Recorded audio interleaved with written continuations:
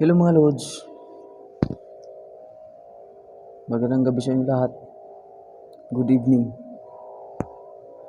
So Lods, update tayo sa channel ko.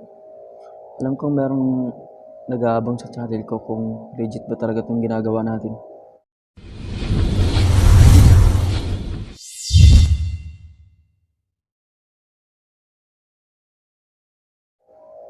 So, ngayon mga Lods, update natin to. So sa kasamaang palad, mga Lods, noong August 24 nag-apply ako. Sa kasamaang palad, hanggang ngayon, wala pa rin feedback sa YouTube. Kasi mga Lods, ang ginawa ko kasi doon, kasi meron akong video na movie na nag-click talaga ngayon. Ng isang linggo pa lang, umabot agad ng 35,000 views.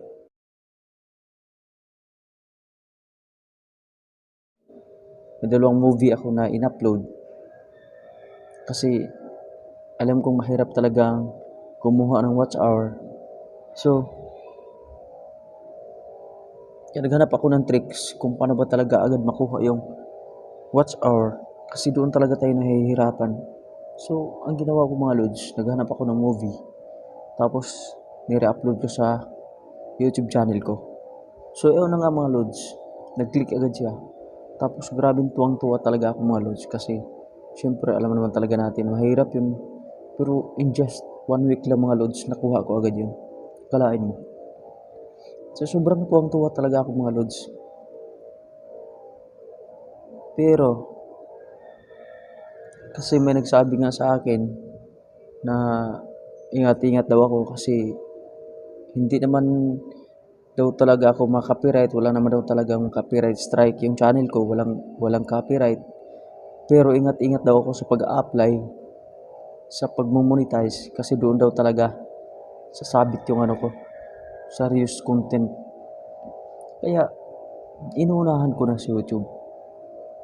Ang ginawa ko, nag-research agad ako kung paano malusutan yung mga reuse content na yan. So mga Lods, ang ginawa ko, nag-research agad ako, tapos marami akong nakikita doon na ito ang dapat mong gagawin kapag nag-a-apply ka ng YouTube channel, YouTube, mag-a-apply ka na for monetization sa YouTube kasi na-hit mo na yung 1,000 subscriber and 4,000 watch hour. So, ang ginawa ko, inunahan ko na si YouTube. Ang ginawa ko, kasi marami din ako mga movies doon na in-upload sa channel ko. Siguro mga 20 plus may movie ako na ganun. So may dalawa lang natira. Tinira ko yung dalawa. So doon na din nakapaloob yung 4,000 watch hour. Kasi yung 35,000 na views sa movie ko is nandoon na nakapaloob yung 3,300 watch hour sa movie na yun. Tapos yung isa, 800 watch hour. So, yung dalawang movie na yun, yun na ang humatak sa sa watch hour ko. Yun na yun. Yun ang itinira ko. Dinelete ko lahat yung iba. Ang tinira ko na lang is yung dalawa na lang. So, ngayon mga Lods, balikan nga natin, yung nakarang linggo na yun, kasi August 24, sobrang tuwang-tuwa talaga ako na nag-a-apply ako. Kasi sa first step, ang bilis. Parang minutes lang yata. Done agad. Tapos second step, ang bilis. Pabilis lang din. Mga 30 minutes yata, approve agad. Done agad. So,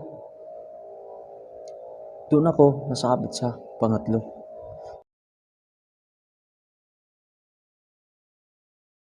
Pag ni-review na ni YouTube ang channel ko. Ito na ang malaking pagkakamali ko mga Lods.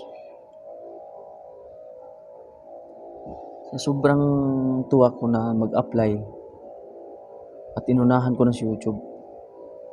Inunahan ko na yung pag-i-edit ko. Siguro nagkakamali ako. Laki ng pagkakamali ko kasi inedit ko siya. Kasi tinitrim ko siya doon sa video editor mismo. So,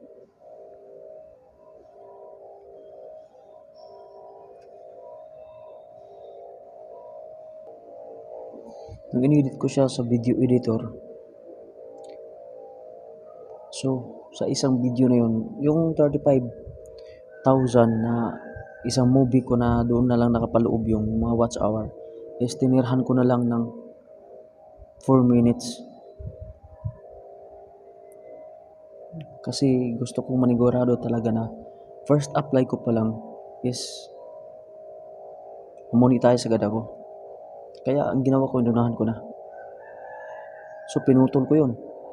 Tinitrim ko yung mga videos ko. Yung dalawang videos ko. Yung isa, nagiging 11 minutes na lang yata. Tapos yung isa, yung 35,000, naging 4 minutes na lang. So, ngayon pag-apply ko mga lods, anong araw na ngayon? Siguro mga 5 days na yata. Hanggang ngayon, paghihintay ko. Sa mga palad, hindi pa rin nagparamdam si YouTube sa akin. Hindi pa rin nag-email si YouTube sa akin. Ganun kasakit.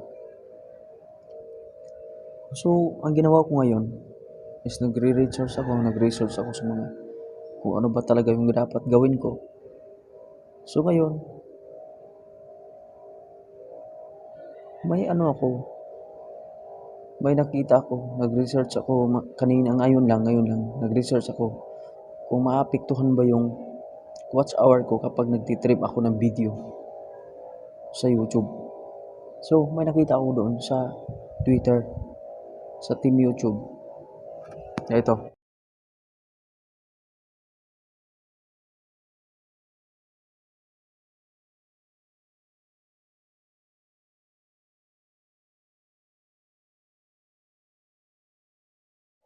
Yun.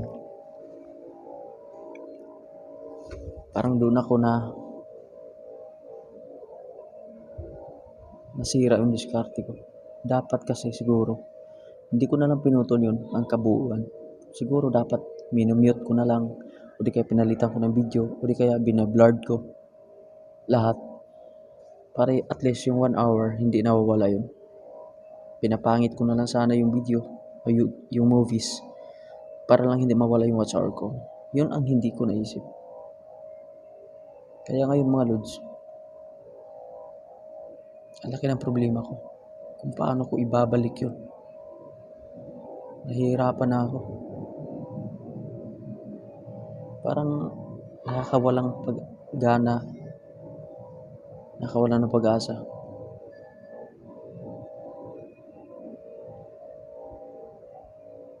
Kaya advice ko lang sa inyo mga lods, na wag kayong magtitrim ng videos nyo, lalong lalo na kapag marami yung watch hour na nahakot sa videos na yan.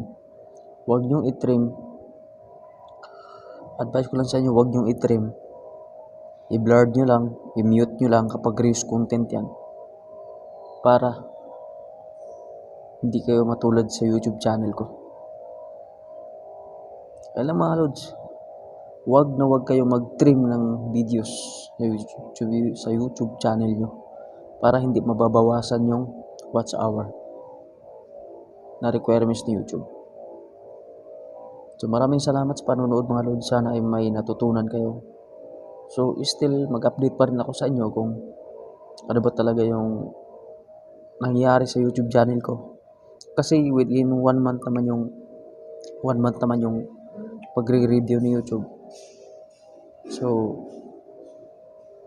abangan nyo na lang mga lods. Maraming salamat sa panonood. Thank you.